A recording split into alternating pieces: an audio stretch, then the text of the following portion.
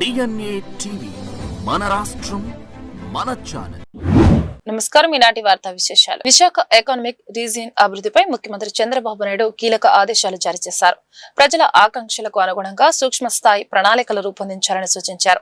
Visakha base city east west connectivity భారీ పెట్టుబడుల లక్ష్యంతో చేపట్టనున్న ప్రాజెక్టులపై సీఎం సమీక్ష నిర్వహించారు. అమరావతిలో జరిగిన సమీక్షా సమావేశంలో విశాఖ ఎకానమిక్ రీజియన్ అభివృద్ధిపై ముఖ్యమంత్రి చంద్రబాబు నాయుడు అధికారులకు పలు కీలక సూచనలు చేశారు. శ్రీకాకుళం నుంచి రాజమహేంద్రవరం వరకు ప్రతి ప్రాంతాన్ని అభివృద్ధి చేసేలా మైక్రో ప్లానింగ్ సిద్ధం చేయాలని ఆదేశించారు. వీఆర్ పరిధిలో సుమారు 9.5 లక్షల కోట్ల పెట్టుబడులకు అవకాశం ఉందని అధికారులకు సీఎం కు వివరించారు. Google AI data centre, Arcelor metal, Nippon steel వంటి భారీ ప్రాజెక్టులు ఈ ప్రాంత అభివృద్ధికి దోహదపడతాయని తెలిపారు. వైజాగ్ బేస్ సిటీని యాంకర్ ప్రాజెక్టుగా అభివృద్ధి చేయాలని, బేస్ సిటీ అమలు కోసం ప్రత్యేక ఎగ్జిక్యూటివ్ కమిటీ ఏర్పాటు చేయాలని సీఎం సూచించారు. East west connectivity, road, rail అనుసంధానం, 4 విమానాశ్రయాలు, 3 పోర్టులను అనుసంధానించే ప్రణాళికలపై దృష్టి పెట్టాలని ఆదేశించారు. విశాఖలో పివి సింధు స్పోర్ట్స్ అకాడమీకి భూమి పూజ జరిగింది. ఈ సందర్భంగా మంత్రి నారా లోకేష్ ఈ అకాడమీ వేలాది మంది భావి ఛాంపియన్లను తీర్చిదిద్దే వేదికగా నిలుస్తుందని అన్నారు. రాష్ట్రంలో సమగ్ర స్పోర్ట్స్ ఎకోసిస్టమ్ నిర్మాణానికి ప్రభుత్వం కట్టుబడి ఉందని, పివి సింధు సహకారంతో ఏపీని దేశంలోని క్రీడా హబ్బుగా తీర్చిదిద్దుతామని తెలిపారు. విశాఖపట్నంలో పివి సింధు స్పోర్ట్స్ అకాడమీ నిర్మాణానికి భూమి పూజ చేసిన విద్యా ఐటీ శాఖల మంత్రి నారా లోకేష్ ఇది కేవలం బ్యాడ్మింటన్ అకాడమీ కాదని బహుళ క్రీడలకు కేంద్రంగా అభివృద్ధి చెందుతోందని చెప్పారు. బ్యాడ్మింటన్ తో పాటు swimming, gymnastics, shooting, weight lifting, basketball, football వంటి క్రీడలకు ప్రపంచ స్థాయి శిక్షణ అందించే కేంద్రంగా ఈ అకాడమీ రూపుదిద్దుకుంటుందని తెలిపారు. పివి సింధు ఒలింపిక్ పతక విజేత మాత్రమే కాకుండా భావితరాలకు మార్గదర్శిగా నిలుస్తున్నారని కొనియాడిన మంత్రి, ఆమె తల్లిదండ్రులు, కోచ్ల త్యాగమే ఈ విజయానికి కారణమన్నారు. ప్రతి చిన్నారిలో ప్రతిభను గుర్తించి ప్రోత్సహించడం ప్రభుత్వ బాధ్యత అని, అందుకే విద్యతో పాటు క్రీడలకు సమాన ప్రాధాన్యం ఇస్తున్నామని చెప్పారు.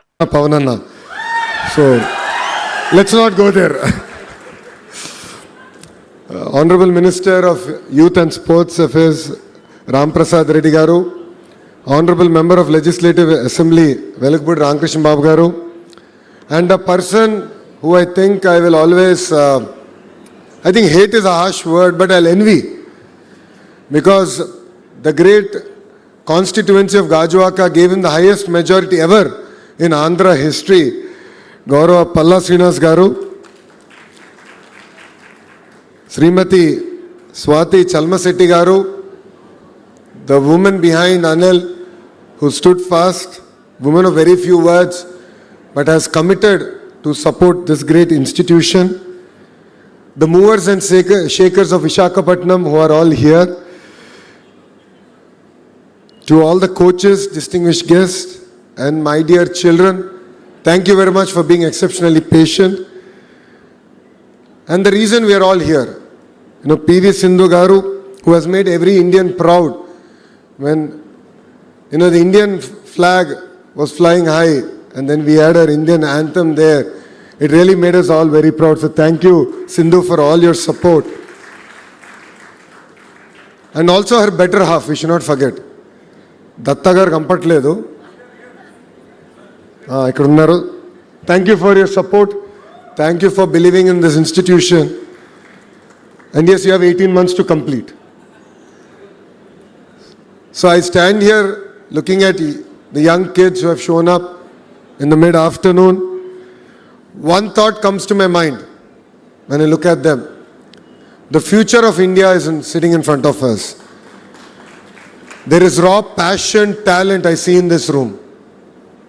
And I believe that this institute will enable you to harness, build on top of it.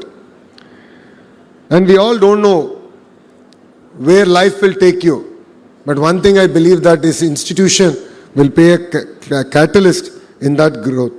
Andhra Pradesh లో బీసీల రక్షణ కోసం ప్రత్యేక చట్టానికి ప్రభుత్వం తుదిరూపు ఇస్తోంది. దేశంలోనే తొలిసారిగా బీసీ రక్షణ చట్టాన్ని తీసుకురానున్నామని మంత్రులు సవిత, అచ్చెన్నాయుడు ప్రకటించారు. విజయవాడలో బీసీ ప్రజా ప్రతినిధులతో నిర్వహించిన కీలక సమావేశంలో చట్టం రూపకల్పనపై చర్చించారు. విజయవాడలో రాష్ట్ర బీసీ సంక్షేమ శాఖ మంత్రి సవిత ఆధ్వర్యంలో బీసీ రక్షణ చట్టంపై మంత్రులు, ఎమ్మెల్యేలు, ఎమ్మెల్సీలు, ఎంపీలతో కీలక సమావేశం జరిగింది. ఎన్నికల్లో ఇచ్చిన హామీ మేరకు బీసీల రక్షణ కోసం ప్రత్యేక చట్టాన్ని తీసుకొస్తున్నామని మంత్రి సవిత తెలిపారు.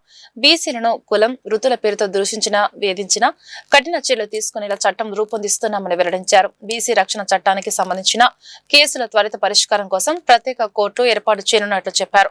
జిల్లా స్థాయిలో బీసీ సంఘాల ప్రతినిధుల అభిప్రాయాలను కూడా సేకరించి జాతీయ బీసీ కమిషన్ సూచనలతో తుది ముసాయిదాను అసెంబ్లీలో ప్రవేశపెడతామని తెలిపారు. మంత్రి అచ్చెన్నాయుడు మాట్లాడుతూ బీసీల రక్షణకు ప్రత్యేక చట్టం తీసుకురావడం కూటమి ప్రభుత్వ లక్ష్యమన్నారు. స్థానిక సంస్థల్లో బీసీ రిజర్వేషన్లను 34% పెంచేందుకు ప్రభుత్వం కృషి చేస్తుందని వెల్లడించారు. ఎల్ నీనో ప్రభావం నేపథ్యంలో రాయలసీమతో పాటు రాష్ట్ర తాగునీటి అవసరాలకు ఎలాంటి ఇబ్బందులు తలెత్తకుండా ప్రభుత్వం ముందస్తు చర్యలు చేపడుతుంది. శ్రీశైలం జలాలను ప్రధానంగా తాగునీటికి వినియోగించాలని నిర్ణయించినట్లు జలవనరుల శాఖ మంత్రి నిమ్మల రామానాయుడు ప్రకటించారు. అమరావతి సచివాలయంలో అధికారులతో సమీక్ష నిర్వహించిన అనంతరం కీలక వివరాలు వెల్లడించారు. రాయలసీమ తాగునీటి అవసరాల కోసం శ్రీశైలం నుంచి నీటి విడుదల చేస్తున్నామని మంత్రి నిమ్మల రామానాయుడు తెలిపారు. ఎల్ నీనో పరిస్థితుల దృష్ట్యా 2027 జూన్ వరకు శ్రీశైలం జలాలను తాగునీటి కోసం భద్రపరచనున్నట్లు చెప్పారు. ప్రస్తుతం శ్రీశైలంలో 119 టీఎంసీ నీరు ఉండగా మరో 10 రోజుల్లో సుమారు 100 టీఎంసీల ఇన్ఫ్లో వచ్చే అవకాశం ఉందన్నారు. కృష్ణా జిల్లాలో ఆంధ్రప్రదేశ్ కు ఉన్న 63% వాటాలో తొలి ప్రాధాన్యత తాగునీటికి ఇస్తామని స్పష్టం చేశారు. ఆంధ్రనివా పరిధి రిజర్వాయర్లకు 13 టీఎంసీలు, పోతిరెడ్డిపాడు పరిధి రిజర్వాయర్లకు రేపటి నుంచి 10 టీఎంసీ నీటిని విడుదల చేస్తున్నట్లు తెలిపారు. అలాగే తెలుగు గంగా ద్వారా చెన్నై తాగునీటి కోసం 10 టీఎంసీలు, నాగార్జున సాగర్ కుడి ఎడమ కాలువల పరిధిలో తాగునీటి అవసరాలకు 32 టీఎంసీ నీరు అవసరమని వివరించారు. వారానికోసారి పరిస్థితిని సమీక్షిస్తూ వర్షాలు, వరదల ఆధారంగా కార్యాచరణ అమలు చేస్తామని జిల్లాల కలెక్టర్లు, ఇరిగేషన్, రెవెన్యూ, వ్యవసాయ శాఖల సమన్వయంతో నీటి భద్రతకు చర్యలు తీసుకోవాలని మంత్రి ఆదేశించారు. ఎల్నినో నేపథ్యంలో భూగర్భ జలాలు సైతం అడుగంటి సగటు వర్షపాతం కంటే కూడా ఎప్పుడూ చూడనటువంటి విధంగా 60-70% మైనస్ వర్షపాతం ఉన్నటువంటి దశలో త్రాగునీరుకి అత్యంత ప్రాధాన్యత ఈ ప్రభుత్వం ఇవ్వాలనేటువంటి ఆలోచన ప్రతి వారం కూడా చంద్రబాబు నాయుడు గారు రివ్యూ చేస్తూ గైడ్ చేస్తున్నటువంటి పరిస్థితి. మొన్నటి వరకు కృష్ణా నదికి సంబంధించి ఒక చుక్క నీరు లేక పైన ఆల్మట్టి, నారాయణపూర్, జోరాల అదృష్టవశాత్తు అవన్నీ కూడా నిండుకుని వారం రోజుల నుండే శ్రీశైలంకి వరద నీరు చేరుతున్నటువంటి పరిస్థితి మనందరం కూడా చూస్తూ ఉన్నాం. ఈ రోజుకు చూస్తే దగ్గర 119 టీఎంసీలు ఈ టైంకి మనకి అక్కడ ఉన్నటువంటి పరిస్థితి. రాబోయేటువంటి 10 రోజుల్లో ఫోర్కాస్ట్ ని బట్టి అంచనా వేస్తే ఇంకొక 100 టీఎంసీల వరకు కూడా శ్రీశైలంకి రావచ్చని అంచనా వేయడం జరుగుతుంది. ఈ రకంగా వచ్చినటువంటి శ్రీశైలం కృష్ణా వాటరు మన ఆంధ్రప్రదేశ్, తెలంగాణ మన రేషియో ఏదైతే 63% వాటా ఏదైతుందో ఆ వాటాకు వచ్చేటువంటి కృష్ణా జలాల్ని త్రాగునీరు కోసం అత్యంత ప్రాధాన్యతనివ్వాలనేటువంటి విధంగా. ఎందుకంటే రేపు సెప్టెంబర్, అక్టోబర్ నుంచి ఇంకా సూపర్ ఎల్నినో బలపడుతుంది, టెంపరేచర్స్ పెరుగుతూ ఉంటాయి, వడగాల్పులు ఇచ్చేటువంటి పరిస్థితి కూడా ఉంటుందనేటువంటి హెచ్చరికల నేపథ్యంలో 2027 జూన్ వరకు కూడా ఇప్పుడు ఉన్నటువంటి వాటిని మనం త్రాగునీరు కోసం భద్రపరచుకోవాలనేటువంటి ఆలోచన చంద్రబాబు నాయుడు గారు ఇచ్చినటువంటి మరి గైడ్ లైన్స్ ప్రకారమే ఈ రోజు కూడా హంద్రీనివాకి ఒక 13 టీఎంసీల వరకు కూడా ఆ రిజర్వాయర్ లో త్రాగునీటి కోసం నింపుకుని రిజర్వ్ చేసుకోవాలని ఈ రోజు విడుదల చేయడం జరిగింది. అదేవిధంగా పోతిరెడ్డిపాడు ద్వారా కూడా గాలేరు నగరికి గాని అదేవిధంగా తెలుగు గంగకు గాని దగ్గర ఒక 20 టీఎంసీల నీరు కూడా విడుదలను రేపటి నుంచి చేసి అది కూడా డ్రింకింగ్ వాటర్ కోసమే 2027 జూన్ వరకు కూడా భద్రపరచుకోవాలని చెప్పేసి కూడా స్పష్టంగా అధికారులకు కూడా ఆదేశాలు ఇచ్చామని చెప్పి తెలియజేసుకుంటూ నాగార్జున సాగర్ కు సంబంధించి ఈ రోజుకి కూడా ఇంకా 175 టీఎంసీల నీరు ఖాళీగా ఉంది రిజర్వాయర్. అంచేత డ్రింకింగ్ వాటర్ కు సంబంధించి Nagarjuna Sagar right canal and left canal కు సంబంధించి 32 టీఎంసీల నీరు త్రాగునీరుకి అవసరమని డిమాండ్ ని గుర్తించి దాన్ని కూడా అక్కడ డ్రింకింగ్ వాటర్ పర్పస్ భవిష్యత్తులో రిలీజ్ చేయాలని ఉన్న ప్రతి నీటి బిందువును కూడా జాగ్రత్తగా పొదుపుగా త్రాగునీరుకే అత్యంత ప్రాధాన్యతనిచ్చేటువంటి విధంగా ఈ ప్రభుత్వం ముందుకెళ్తూ ఉంది. రేపు భవిష్యత్తులో వర్షపాతం గాని మరింత వరదలు వచ్చి అదనంగా మనకి నీళ్లు వస్తే దాన్ని ఏ రకంగా ఎక్కడ ఏ ప్రాంతానికి ఏ రకంగా చేయాలనేటువంటి విధంగా సమీక్ష చేసుకుని ముందుకెళ్తామని చెప్పి తెలియజేసుకుంటూ ఈ డ్రింకింగ్ వాటర్ కోసం ఇచ్చేటువంటి నీళ్లను పర్టికులర్ గా కలెక్టర్స్, ఇరిగేషన్, రెవెన్యూ, అగ్రికల్చర్ ముగ్గురు డిపార్ట్మెంట్ కూడా కోఆర్డినేట్ చేసుకుని ప్రతి నీటి చుక్క కూడా పొదుపుగా వాడేటువంటి విధంగా అందరూ కూడా బాధ్యత తీసుకుని ఎన్టీఆర్ జిల్లా వీరులపాడు మండలంలో రాజకీయ ప్రతి విమర్శలు తీవ్రంగా మారాయి. జుజ్జూరు గ్రామంలో వైసీపీ నేతలు చేసిన ఆరోపణలకు కూటమి నాయకులు ఘాటుగా కౌంటర్ ఇచ్చారు. సచివాలయం మార్పు నుంచి గ్రామ అభివృద్ధి పనుల వరకు పలు అంశాలపై వైసీపీ నేతల వ్యాఖ్యలను ఖండిస్తూ ప్రభుత్వ పనులను వివరించారు. వీరులపాడు మండలం జుజ్జూరు గ్రామంలో నిర్వహించిన విలేకరుల సమావేశంలో కూటమి నాయకులు వైసీపీ నాయకుల విమర్శలను ఖండించారు. కొనతాలపల్లి సచివాలయం మార్పుపై ఇప్పుడు విమర్శలు చేస్తున్న వారే 2024లో గ్రామ సర్పంచ్ ఉప సర్పంచ్ ఉన్న సమయంలో తీర్మానానికి మద్దతు తెలుపుతూ సంతకాలు చేశారని గుర్తు చేశారు. చౌక బియ్యం కొనుగోలు విక్రయం చట్ట విరుద్ధమని పేర్కొన్నారు. అలాగే కాంగ్రెస్ పార్టీ తరపున గెలిచి రాజీనామా చేయకుండా వైసీపీలో చేరిన విషయాన్ని ప్రస్తావిస్తూ పెద్దాపురం గ్రామంలోని వాటర్ ట్యాంక్ నిర్వహణలో గత ప్రభుత్వ వైఫల్యాలను ఎత్తిచూపారు. కూటమి ప్రభుత్వం చేపడుతున్న అభివృద్ధి పనులు చూసి ఓర్వలేక స్థానిక ఎన్నికలను దృష్టిలో పెట్టుకుని వైసీపీ నాయకులు నిరాధార ఆరోపణలు చేస్తున్నారని ఆరోపించారు. నాయకుడు మాట్లాడారండి, పెద్ద నాయకుడు, సీనియర్ నాయకుడు.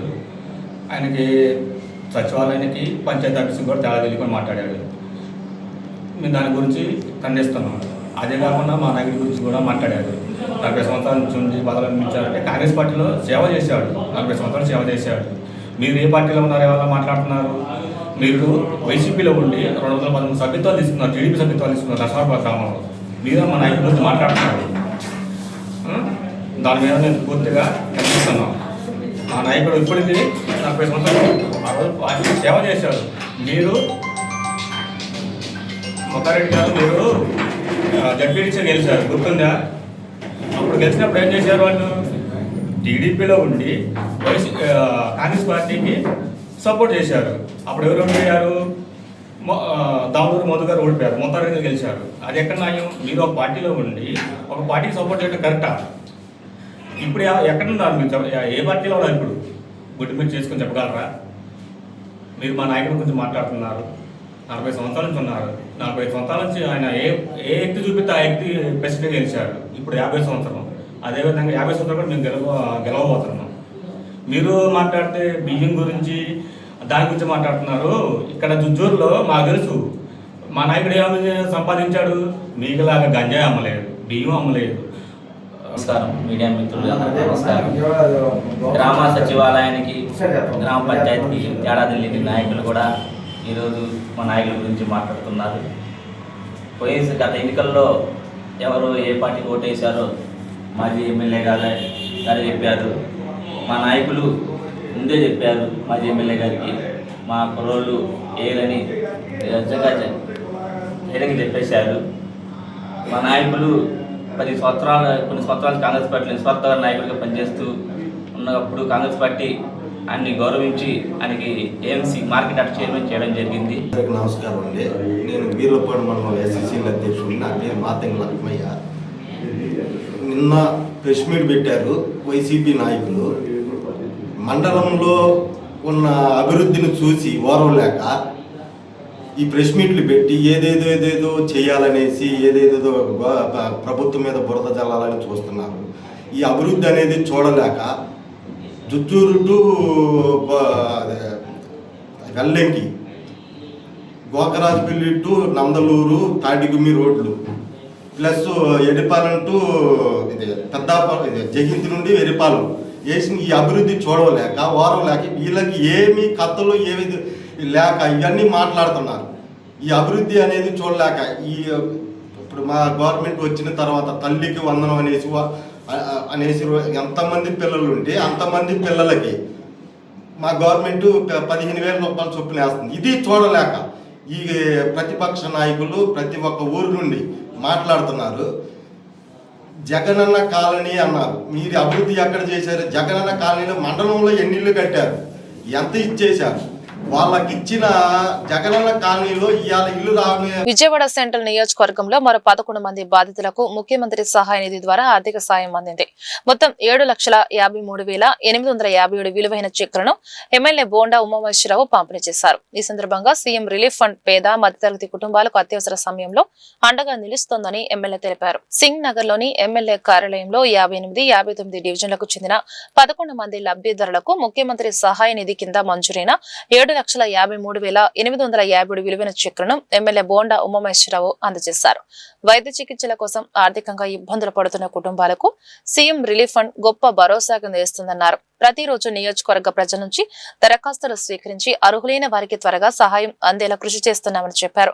ఇప్పటి వరకు వందలాది మందికి సీఎం రిలీఫ్ ఫండ్ చెక్కులతో పాటు అత్యవసర చికిత్సల కోసం ఎల్ఓసీలు కూడా అందజేస్తామని వెల్లడించారు. ప్రభుత్వం అమలు చేస్తున్న సంక్షేమ పథకాలు ప్రతి అర్హుడికి చేరేలా నిరంతరం కృషి చేస్తామని ఎమ్మెల్యే బోండా ఉమా స్పష్టం చేశారు. ఇలాగా మా బాబుకి ఫైజాన్ అని చెప్పి మా బాబుకి కొద్దిగా ఒంట్లో బాగోకపోతే కిడ్నీ ప్రాబ్లం అయితే మేము ఇక్కడికి వచ్చాం. అది రెయిన్బో హాస్పిటల్లో జాయిన్ చేసాం. అలాగా చెక్ పెట్టి రిలీఫ్ బోండమ్మ గారికి చాలా ధన్యవాదాలు. ఇక్కడికి వచ్చి చెక్ తీసుకున్నాం అండి. హార్ట్ ఆపరేషన్ చేసుకున్నాను. దానికి చెక్ సీఎం ఫండ్ పెట్టుకుంటే ఉమామహేశ్వరి గారు సహాయం చేశారు. కొన్ని ధన్యవాదాలు. నమస్కారం. 59 డివిజన్ నా పేరు బంగారు నాయుడు, డివిజన్ ప్రెసిడెంట్ని. మా డివిజన్లో ఆరోగ్యం బాగాలేని వాళ్ళకి ట్రీట్మెంట్ చేయించుకున్న తర్వాత సీఎం రిలీఫ్ ఫండ్ పెట్టమంటే బోండమ్మ గారి దగ్గరికి తీసుకెళ్తే 6గురికి సీఎం రిలీఫ్ ఫండ్ పెట్టించి ఇవాళ చెక్కులు ఇచ్చారు. ఇప్పుడు దగ్గరగా 4,50,000 చెక్కులు ఈరోజు బోండమ్మ గారి చేతుల మీదుగా అందించడం జరిగింది. మా డివిజన్ తరఫున బోండమ్మ గారికి ధన్యవాదాలు తెలుపుకుంటున్నాను. అందరికీ నమస్కారం అండి.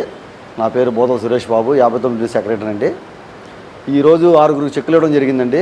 ప్రతి ఒక్కరికి బోండమ్మ గారికి తీసుకొస్తే సమస్యలు ఏంటని అడిగితే ఇలా ఆపరేషన్ చేయించుకోమని చెప్పారు. వాళ్ళందరికీ ఎల్వైసీలు పెట్టించామండి. ఈరోజు చెక్కులు వచ్చినాయి.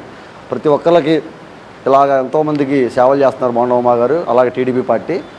ఈ చేసిన సేవలను ఎవరు మర్చిపోకూడదని ఈ ఇచ్చిన 6గురు కాకుండా ఇంకా చాలామంది ఉన్నారండి. వాళ్ళందరూ గుర్తుపెట్టుకోమని, రాబోయే కాలంలో మన భవిష్యత్తు ఏంటో మనం ఏంటో ఆలోచించుకోమని, ఒక్కసారి ప్రతి ఒక్కళ్ళు గుర్తుంచుకోమని బోండమ్మ గారు తరపున మేము ధన్యవాదాలు తెలుపుకుంటూ సెలవు తీసుకుంటున్నాం. కూటమి ప్రభుత్వంలో ప్రతి ఇంటికి ఆరోగ్యం ఉండాలి అని మరి ఎన్టీఆర్ ఆరోగ్య సేవ ద్వారా ఎంతో అద్భుతంగా పేదలకు సేవలు అందించడం జరుగుతుంది.